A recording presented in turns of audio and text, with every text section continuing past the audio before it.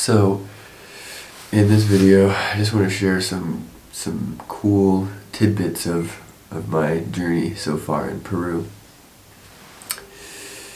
And yeah, just little pieces of the puzzle, really.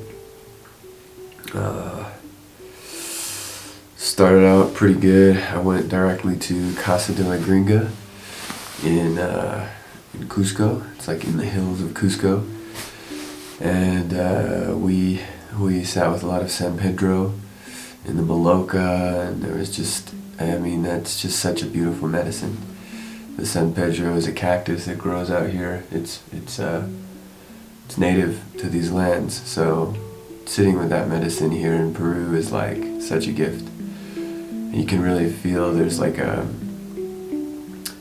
really feels like the root of the medicine is here. So when I stepped on the land, because right next to Casa de la Gringa there's this temple, this ancient temple, like pre-Incan temple, and when I stepped onto that land, I just felt the energy was just so strong and palpable that the Huachuma, the San Pedro, it's just like home, especially when it's in the body. It's just like, and I'm walking on the earth that it grows on. It's just like, this is so special. And I really felt a sense of groundedness that I've never felt before. Like, I've never felt that grounded in an environment and that kind of energy in a place that is just so well tuned to the Huachuma, to the San Pedro.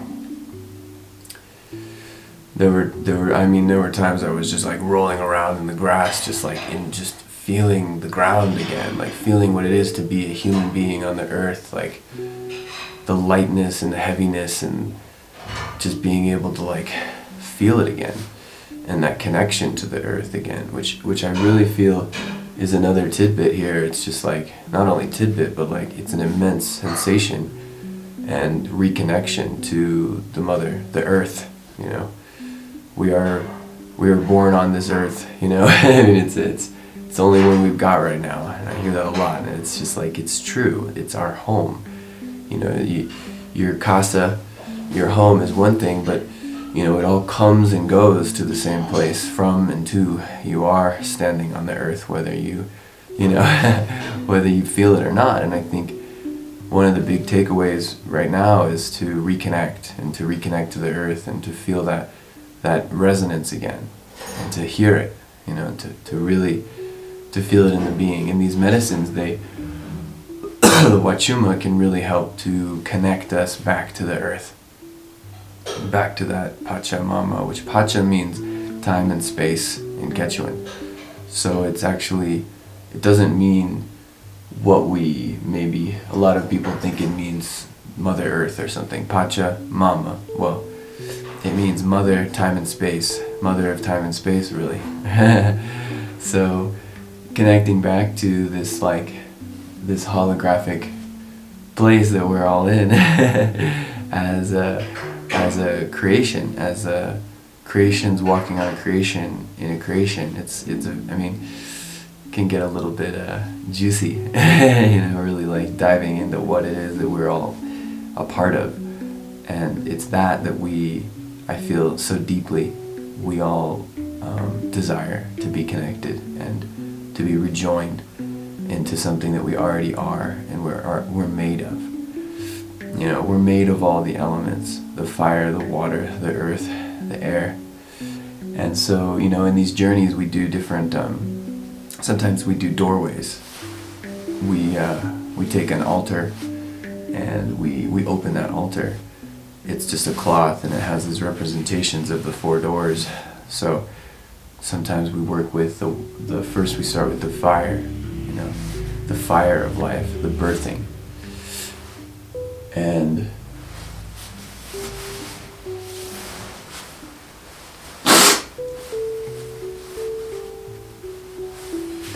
it's the gratitude. It's the thank you for this life. Thank you for bringing me into this world.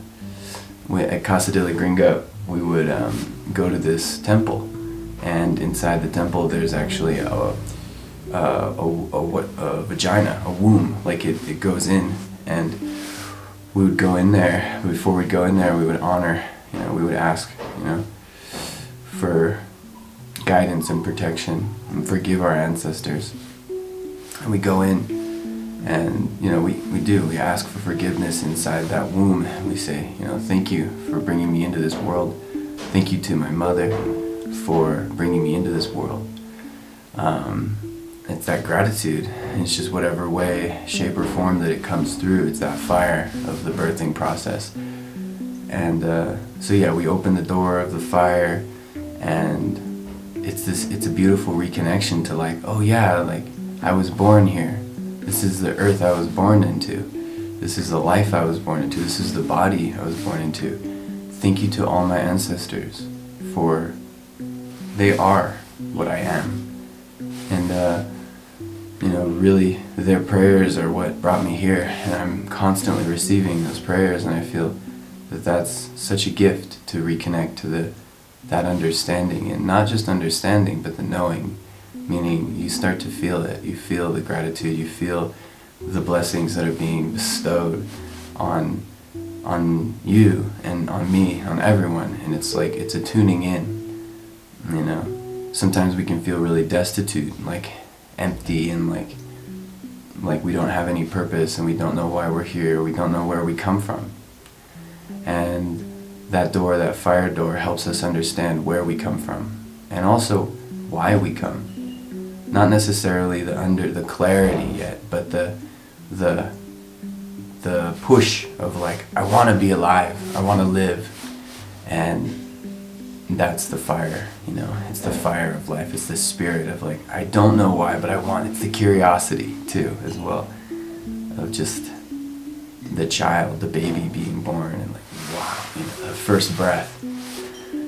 So from that door, we move to other doors, and it's just a beautiful process of reconnection to different elements of what we already are, and to be able to understand in a deeper way how we are connected to each other, to the birds and the trees and the mountains and everything. So that's a piece that's been really helpful and special for me, to remember that, and to be thankful for my ancestors. And a lot of us, we did family trees in high school or whatever, and it's helpful, but it's also, there's a deeper essence that's not so much just a written family tree, but understanding it's a tree of life. It's a tree of your life, it's a tree of all of our lives. What leads to, what is the tree of all of creation that is in the center, that is this microcosmic imprint of family. Really, you look at a tree and it's a representation of how family is, how family works, how it grows. So being able to see that in nature, and to see that it's all a representation of this journey that we as a collective humanity and creation itself is on this journey. And it's just super special, just to feel that. And it's in everyone, and we're all connected in that way to the tree of life, and to that curiosity that's flowing through us always. That's San Pedro, really, for me, has been connecting to the ancestors and the different elements. And then also working with ayahuasca is another medicine. It's a bit of a different frequency, for sure. It's also connecting to ancestors, but for me it was just a deep cleaning. I went to a Shipibo woman, Matilda, and me and a friend, we drank some ayahuasca for 3 weeks, and it was just a deep cleaning. It was just cleaning out my entire being, and understanding and finding out, realizing that the body is an emanation of the soul. It's a part of it, and it's an expression of it. I started to see that how the soul is something that's flowing. It's from somewhere, and it's flowing into this form, this three-dimensional time and space of my human form that is a microcosmic image of the soul, of my soul, of the Atman, and which means soul. And it's a reflection of the divine. Every body, in its uniqueness, is a reflection of the soul. So starting to clean that out with the ayahuasca is just like a powerful cleansing of the soul, and it comes through the body and out in whatever way it needs to, whether it's tears or vomiting or diarrhea, everything, sweating, cold, hot, screaming, everything it's just an emanation. So starting to find out and realize that every word is actually an emanation of the soul's journey. Every thought, every action, everything you see is just this reflection of the soul and where it's at. And so it's just been really beautiful. Not easy. I wouldn't say. I feel ayahuasca for me is much harder to get myself to drink it and to sit with, because it's a very powerful healing plant. The two plants, chacruna and the ayahuasca, and the combined mixing of them and the cooking of them, it becomes this medicinal mother energy basically that just like purifies in a very feminine force kind of way. It's very, very powerful. And over the course of the 3 weeks I was drinking, I just felt like when I would close my eyes, I would see more clearly, like, and feel more protected. Protected in the sense of just like the energy was becoming more loving around me and in me, and more free. And in that way, it was like I was seeing how the frequencies were becoming more palpable of what I was speaking and what I was singing and what I was feeling was just so much more clean. And what is dirty, what is clean, it's just kind of a spectrum. And the ayahuasca, the medicine, just kind of just showed me that, like, okay.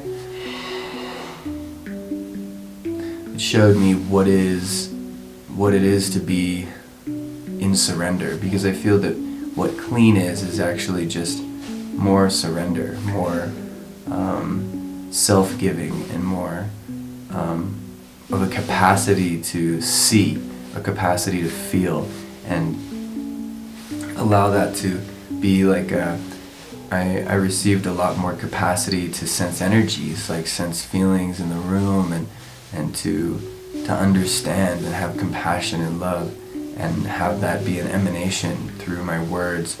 And that doesn't mean always being like, it's not a certain way, like love doesn't look a certain way. It's more of a feeling, it's more of a sensation. And it's actually just a spectrum of love, and it's like, really it's all made of the same thing. We're all made of the same loving frequency, the loving light.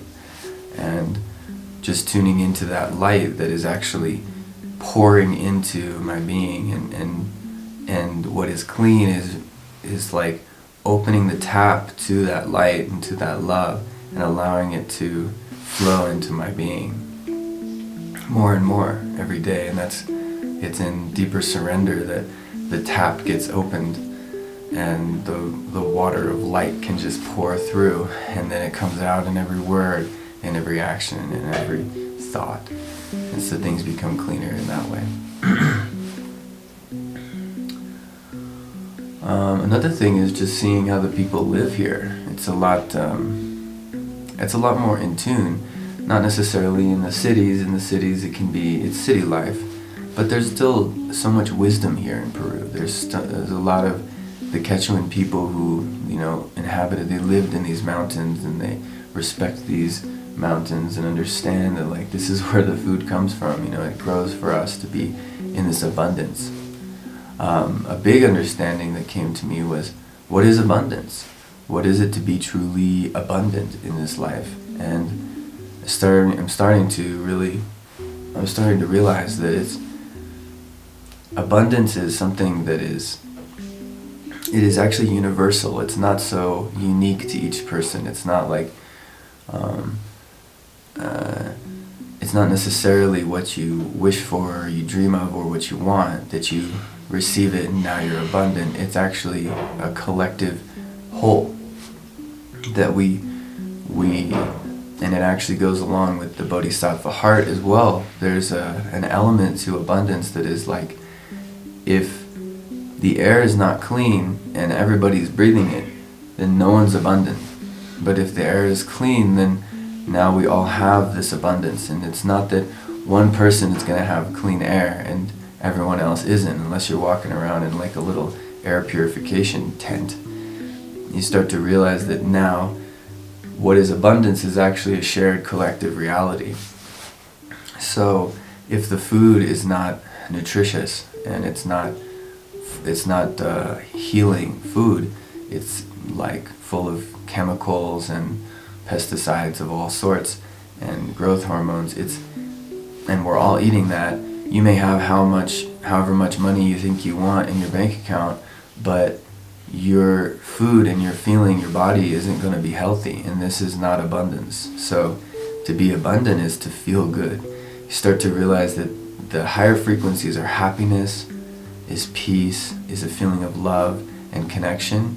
And so if you have this idea that abundance is having a lot of money or having a lot of friends even, you may feel good for a little while, but if your food is not clean and if the friends' energies are maybe deceitful or they're thinking bad thoughts about you or themselves, and it's just there's actually a density and you're not abundant. This is not what it is to feel good. To feel good is to be empowered in your life and to be feeling clean and healthy and peaceful and to feel free. And so if you live in a world where collectively the mindset is of a trapped nature, of like an else-worth, or where someone is always trying to control you, well, this is not abundant. This is not a free life. This is not the life of you look at nature and I started to see, this is really what it is. I started to look into nature and go like, what is it to be truly abundant in nature? And you look and you see the way that the trees grow and the way that the plants grow underneath the trees, and there's a harmony that happens when everything is in sync, when there is water, when there is nutrient in the soil, everything prospers. And when there's not those certain variables of like not enough water, not enough, the air is not clean, there's too many pesticides in the earth, so there's no nutrition for the soil, for the plants to grow. And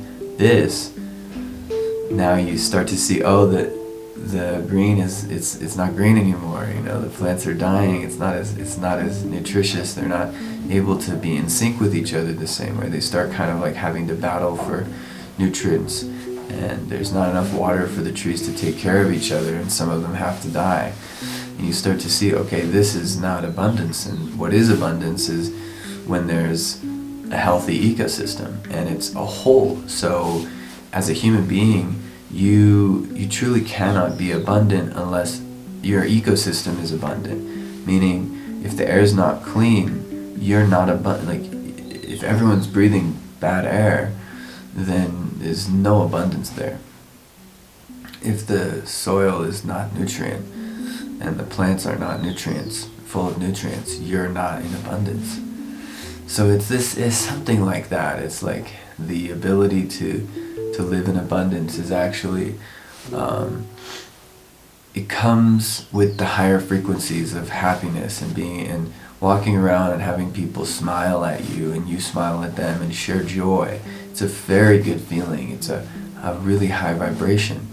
But if there's this feeling of like everyone is sad, they don't like really enjoy their lives, they may have all these things that they're told are the example of abundance, like money or a good house or warmth. There are certain things that you might think are abundance, but truly speaking, if you're not happy, how can you be abundant? And happiness is derived from connection, from feeling good. You know, if you wake up and you are noticing that, oh, this doesn't feel good in my body, you're distracted, and it's hard to pay attention to what is truly important when there's an ache or a pain in the body.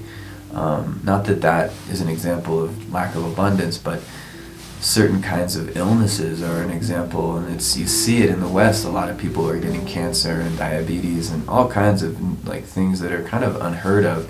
If you go back a couple hundred years, like, people were not getting sick like this. There was a level of abundance that was available that was taken advantage of. And so you start to see that, like, what happens when things get out of sync, it's usually when someone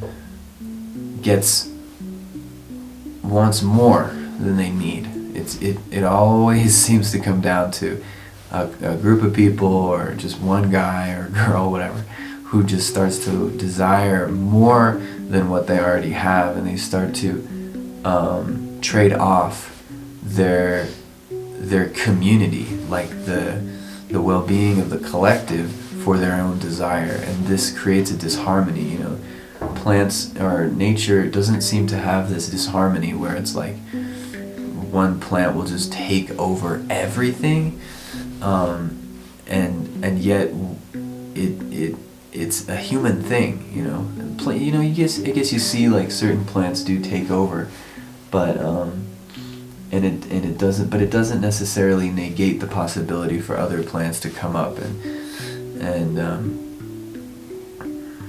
there's always a kind of and even in the human realm, like, when we do take more than we need, there is always going to be, like, the wave will crash. Like now we're witnessing kind of a worldwide potential collapse because of the way that humanity has mined resources and taken really more than they need, and really entered into the world, the dream world of wants. It's not real. You know, your desires and your dreams are your creations, and so it's not that you shouldn't have them, but it's to take care of them and to be very meticulous and have them come from a place of heart and of love and of peace. When they come from these frequencies, what happens is you realize that what you truly want is, I mean, I'm not going to say what you want, but what you need. If those needs are met, like, you're healthy, you are feeling connected, you are moving your body, you're in your element, and you're very connected. I notice for myself, I don't want so much when I feel like I'm held by the earth and held by the nature and held by my brothers and sisters and like healthy relations. This is abundance. I really feel that that's what abundance is. It's when all my relations are in good relation with me and I'm with them. And so it's this is what abundance is, and everything else kind of just, you can add it on, but you have to be careful. You have to be aware that, like, when you add your desires to the already very harmonious flow, there is a kind of, you can get out of sync really easily with desires, especially if they don't come from the soul. Like when you look within and you see and you feel, okay, this is a dream that I wish to bring to the world. Like, I wish to bring more connection. I wish to bring cleaner air and cleaner water so that we can have clean water, clean air to breathe and everything.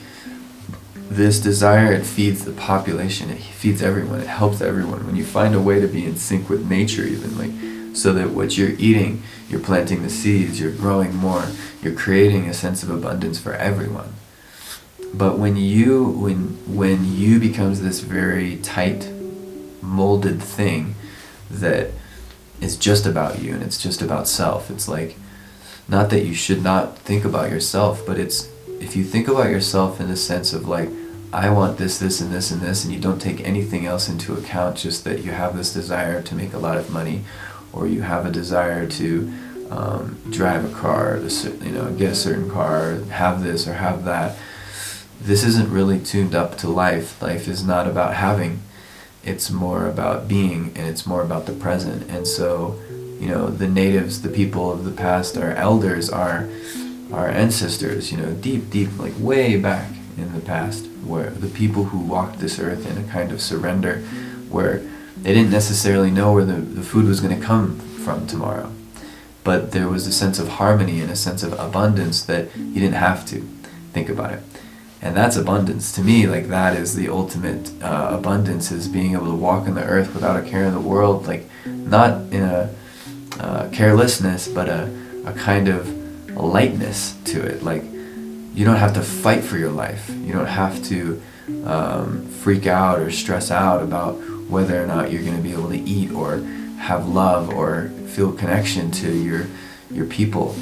It's when you can really walk in and surrender, and you can walk down the road and you say hi to everyone, and there's just so much love. Like, that's abundance. And there's food. You don't have to go and do something you don't want to do in order to make money to buy something that you need. You know, the sense of abundance is being able to have everything you need. And it just turns out that to have everything you need, you necessarily have to give up wants. But this is the best kind of giving up, because it's a surrendering of I'm with Great Spirit, I'm with the Creator. Because you'd see, like, who has the ultimate say on everything? It's the Creator, the one who brought all of this to fruition, to the being, the one who is here in the present with us always, with the prayers, with the connection. And this is now. You cannot feel it in the future. The future is the future. You cannot feel it in the past. You can remember the past. It will remind you of what is here. But once you're here, you're here.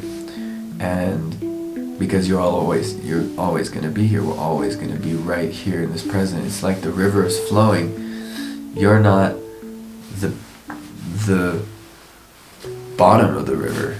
You know, maybe you're the rock. Maybe you are the bottom of the river. Maybe you're the water. But either way, there's a constant change. Everything's changing. The air is flowing over you. The water is flowing over you. You're changing. So there's nothing to hold on to. You know, this seems to be the key. Is like, what is surrender is not holding on, and who's holding on. And so you start to go on this journey of finding out what is here and what is now. Who is holding on to what and why? Like, why do I want more than I need? When I'm healthy, when I'm happy, when I'm connected, why would I want a full bank account? What is it to have what does it even mean to have a full bank account? Well, for a lot of people it means putting food on the table, taking care of the family. So these things are important, but they've somehow gotten in the way of the way.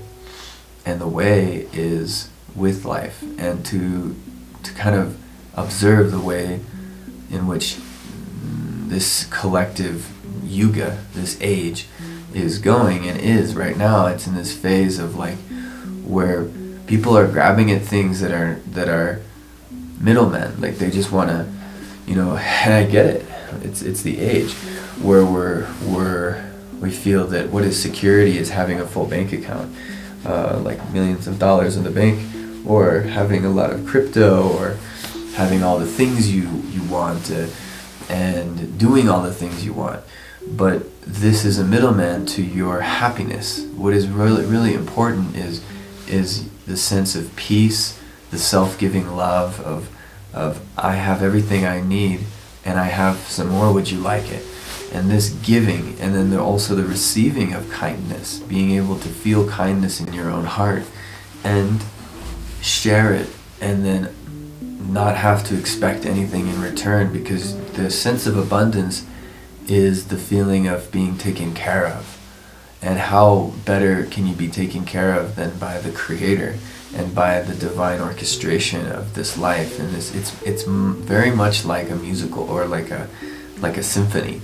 Instead of thinking it as like one solo, having to like carry everything on their shoulders with the sound of the flute, instead it's everyone collectively raises the vibration like the waves of the ocean, and there we all are in the present moment feeling it.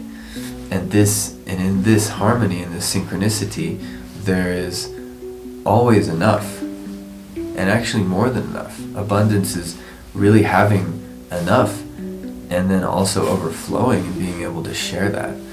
And so you don't have to take advantage of other people. It's not a rat race. It's not a, man eat man world. It's actually a world, and it's whole and it's complete, and you're a reflection of that, and it is a reflection of you, and it's this of God. We're all just this reflection of a divine orchestration, which is harmony, and it's a just realm. It's a just universe.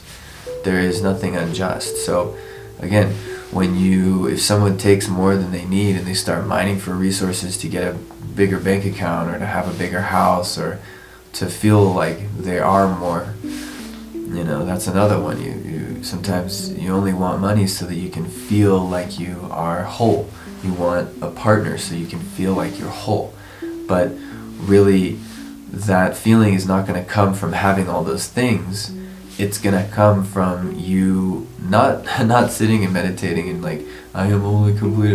It takes an actual manifestation of your words, actions, and thoughts to really create yourself, to create a harmony with yourself and others and the whole world around you. And it doesn't mean, it's no small thing. Like, it's not an easy work, but it's the work, and it's worthwhile, because in the present, it's rewarding here and now.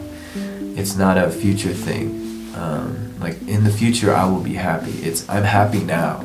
So how can I be happy now? And when this is here in the present, you don't want anymore. It's just, you get your needs met. You have your needs met. And this is where everyone is happy. Everyone is peaceful. If everyone's needs are met, everyone is feeling good, the day is a prosperous, a loving one, a happy day, and everything will stay in harmony. But because of the just nature of this world, the moment that someone gets like an extra appetite, they feel unfulfilled, and they start to grab for more of something to fill that space, then someone else might not have enough now, because you just took a bunch of resources to yourself to fill a void that is actually just needing love, or that is actually just needing like the right nutrients or the right relationship to life. So when we get out of harmony and out of sync with what we truly need, and we start creating wants inside of those spaces, what happens is disharmony, and we get what I guess you'd call poverty and starvation and like suffering. And this comes down to the bodhisattva heart, where if there is just one person sitting there with the seed of suffering in their heart, the work is not done. So of course, first formulate and see what is it that's true, and then what's true, your birthright is to share that as well, because you are given that seed of enlightenment, right? And you grow it, and as it grows, it bears fruit, and you share the fruit.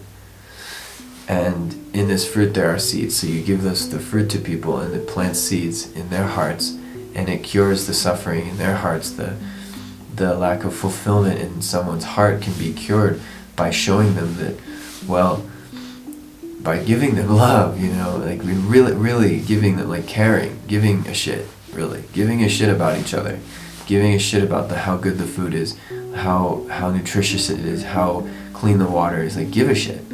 Like, feel something for it, because the feeling is the electromagnetic current that's flowing through all of us, and you can't ignore it for very long. If you ignore it, sickness happens. So we start to block these feelings, and because a lot of us have been through a lot. This age that we live in is like one of the wildest and craziest and most, I would say, painful of all the ages, because it's just, there's so much trash being built up. You can look at like rape, you can look at molestation. There's just all this terrible stuff happening, murders and war and genocide on so many levels, and also the the mind control that's going on right now. Like we're all, it's very hard to remove yourself from this unless you want to go live in your cave in the Himalayas. You're in it, and you're receiving these like insane mind control techniques and manipulative energies are constantly flowing into almost everyone's reality all over this earth, and through the internet and through everything, through each other. You know, we don't realize it sometimes, but I mean, if we're carrying any kind of programming, we're probably trying to program others to do that same programming, or at least when you're at a certain level, you have, there's this instinct to bring other people to that level. So that's a good thing. If you're at a frequency of love and kindness and joy, that's also contagious, and you also want to bring people there. So it's a shift of mindset and awareness to starting to, this is true manifestation, is starting to resonate, be healthier, to feel better, to feel peaceful, meditate, sit with yourself, look within, feel the joy, and then it just shares itself because it's our nature. It's our nature to share and feel connected and to connect, to plug in. And so I feel this age is a time where we're all starting to plug in, all the star seeds are uniting, and we're doing the work because there's a lot of cleaning to do, there's a lot of screaming to do, there's a lot of purging to do of old shit, old karma, old bullshit that does not serve, it's pointless. All the information of these mind control techniques, it's just like, let it go, you know, let it go and see what's here, because those things exist on the surface, they're like little bugs, like, blah, blah, blah, you know, doing their thing. Okay, they're not bad or good. It's not like we need to judge them and get necessarily angry at them, but you can scream them out, you know, and you face them, you face these illusions, and without identifying with them. When you see what it is, and you're grounded in what is, and the connection to your family, your truth, the realities, the seed of enlightenment in your own heart of joy and peace, you don't trade that off anymore. And when you do trade it off, you see, okay, I just traded off happiness for a story.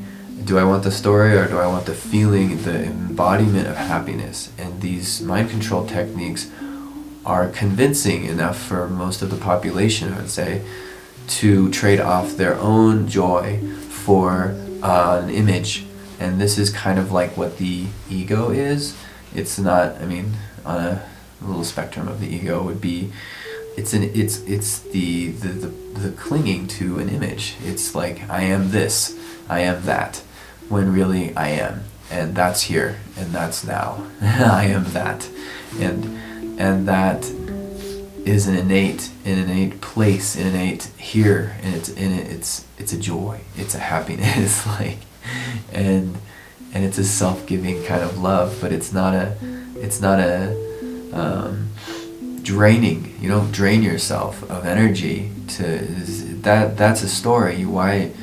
Draining is like a trading one thing for one higher vibration for a lower vibration, for example, like trading your happiness for a story of wealth and financial abundance is going to drain your energy, because now you're taking a trade-off of like, I'm willing to work on this computer or do this job and do whatever that guy tells me to do in order to make a certain amount of money that's going to give me this thing that I've been told that I want and that I agreed that I want. And so I made an agreement.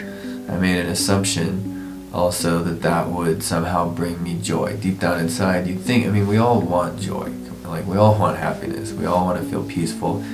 Sometimes it's like you just don't know it yet, and there's too much shit covering it. You look at a river that's full of trash, and it's like, it's gonna get stuck. It's gonna get congealed. There's gonna get like all kinds of weird things are gonna grow in it. It's gonna get very like dirty.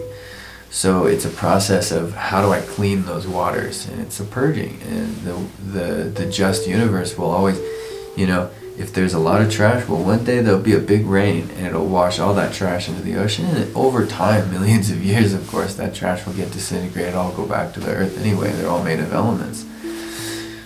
So, you know, it's not that the universe is working on your time, but it's working in universal time. You know, these things take time from a human perspective. and also like from a universal perspective, it's all well and good. There's nothing wrong with Kali Yuga. There's nothing wrong with things being out of whack, and people not having a connection to source and feeling the dirtiness of the programming seeping in. There's nothing wrong with that. But as a humanity, as human beings with a conscious awareness, we have this great gift of solving that as a problem. Like, okay, there's this problem of like the water's dirty. No one is, truly speaking, there's very few people living right now in true external abundance. There are probably even fewer people. There are few people who are living in that abundance of like. Also, there's the element of, even in a world of insanity, if you have a deep connection to spirit and surrenderance to that spirit, no matter what enters your field, you do not identify with dirty. I mean, it's not like a detachment, but it's like the joy flows no matter what. There's nothing that can stop love, and there's nothing that is greater than love. So if there is love in your heart, this is the seed of enlightenment. And if it's grown into a tree, now your love and your joy, even in a world of dirty water and dirty air and no nutritional plants to eat, that love and that joy is still with you. You don't have to trade off like, oh, I'm so unhappy because it's dirty outside or the air's not clean. No, you can still be happy, and it can flow through, and you can still, and that is the seed of enlightenment that actually is it's being planted in so many people's hearts right now, and it's growing. And this tree is starting to grow, like, but we're seeing this apex point is on its way. This apex point of basically awakening to that reality of, once we truly embody peace and harmony, it's not that things just clean themselves up, but you naturally start to take care of everything around you in a way that you would want to be taken care of, which is attuned to the frequency of joy and love and peace and harmony. So, sometimes you might be told, yeah, take care of something how you want to be taken care of it. And I've been through that, where I'll like take care of something the way I think I want to be taken care of. And it's like, there can be a lot of programming that I still program, like, oh, well, if I'm going to treat everything the way that I want to be treated, then I'll just, I'll program it this way so that it programs me. And it's like, yeah, that's not really going to get you anywhere. That's just going to get me deeper in stories to like treat everyone with the same story I'm telling myself. Well, then now I'm going to be arguing a lot. So instead of that, tuning into the higher loving frequency, at least, of love and joy and peace and harmony and understanding and knowing and connection to Great Spirit, and sharing that, which connection to Great Spirit is not like, hey, you need to love Jesus because Jesus is the only one. It's recognizing the everything and the nothing. It's like, there is no name, there is a name. It's like you whatever your connection is, maybe it is just to be with yourself in a quiet room and just sit there and observe your breath. That could be your connection to spirit. So I honor that, and I want to empower that and strengthen that connection you have, whatever it is. Even if it's hugging a tree, or if it's planting crops and vegetables in the ground, or talking to the water, whatever your connection is. It's like, as a soul, my emanation is light. It's not a judgment. There's no story in light. It just lights the room so you can do what you need to do here on this earth. It's like the sun. It does not care what you do. It's going to burn you. It's going to tan you. It's up to you to make your definitive choice of how you're going to handle that emanation of light onto your skin and onto the earth around you. What are you going to do with it? So human beings have this innate capacity to love unconditionally, like the sun does to all of creation. And also just the way that the universe turns and spins and flows, the way that it does is very free and it's very loving. There is no expectations of you have to do it this way. There's just the justice of, if you do it that way, this will happen. So if then. And it is designed by a very intelligent frequency of light.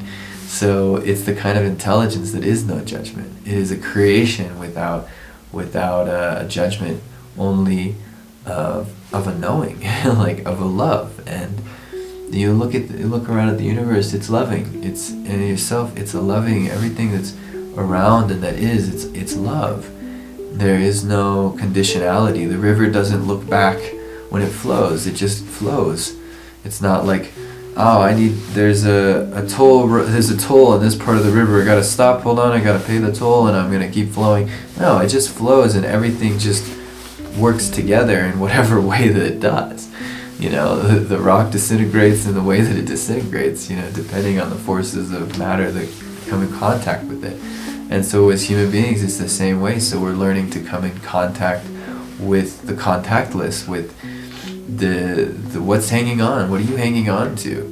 Who's hanging on to that? And it starts to become this, when you dissimulate these untruths of trying to hold on to the rocks when you're the water flowing down the river. It's like, why? Just flow, because you're going to the ocean. It's trusting that wherever you're being flown, it's to the right place. And this is a frequency also. It's like when the being enters into this frequency of distrust, there's a cringing and like a closing of the heart, where now you start entering into relationships that are holding on and clinging, and it becomes lust, and it becomes greed, it becomes, anger and frustration, because it's like you just can't get what you want because you're holding on. Well, if you stop holding on and you just trust that you will receive everything you need, this is actually aligned to the way the Creator designed and is. It's not just that the Creator is some guy in the sky. It's that the Creator is. It's in everything. It is everything, as everything. And it's working through the spaciousness. So the Tao says it's not the thing itself, it's the space between it that makes it useful. So the way that this universe is created is it's a useful place. And in that sense, it's a place. Why is it useful? Like, how is it useful? What's the point of its usefulness? And it's like, it's an exploration. It's a journey, It's the shamanic journey of like going on a journey to find something, find yourself, to understand something deeper. And so this is definitely what abundance is to accept and understand that this is a journey we're on. We're on this journey to find out. So we look outward, and we eventually will come back inwards. It's like this natural searching, this curiosity of the mischievous chicken to go, hey, I want to know what's out there. Leave the nest, leave that inner place. It's not wrong that we've gone on this journey collectively and we're all searching for something. There's nothing wrong with that. But we're learning to go on that journey, look as far and go as far as we can, and then realize that we really can only stretch as far as our fingertips. The skin on our fingertips. That's as far as you can go. And it starts to you start to consider the possibility that the entire universe is really operating in and through you. And you start to then question, who am I? If the whole universe is operating through me, then who is this person, this persona? And it's the paradox of you with with your potentially your name, but you're not your name. You are this flowing river. You are the water, and where do you begin? Where do you end? Where does the river begin and where does it end? Like, the clouds, they bring up the water from the ocean, the wind blows them over the hills, and then they rain the water down through the hills it's the cycle that we as humanity are in. And it's an understanding when we realize that we're in this cycle collectively, that I truly am you and you are me, and we are all family. This starts to create a harmony that's already there. It's not so much that you need to do anything, so much as it's a surrenderance to that flow. And in that flow, we start to see, if you look at it as ages, when people are not in a state of surrender to Great Spirit, there is this collective hardening and then a purge. So Kali Yuga and then Sat Yuga. So the collective, like, I don't want to surrender to life. And then the final, like, you cannot clench stronger than the flow of life. The flow of life will always dislodge you, because this is the loving law.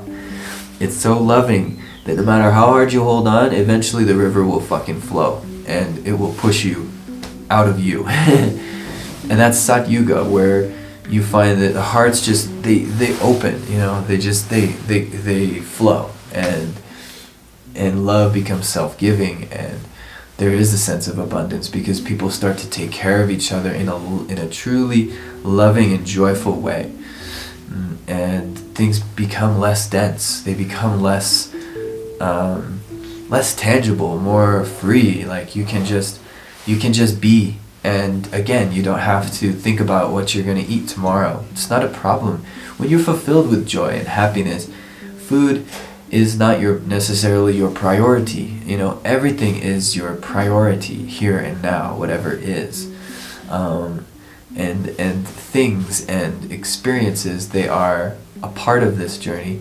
However, what's happening right now is an immense experience in itself, no matter what it is. And this is the flow of life, that when it dislodges us from our like identity of who we think we are and what we're doing, and it breaks us open, there is an immense receiving of what I would call love and joy and connection and abundance. There is so much love.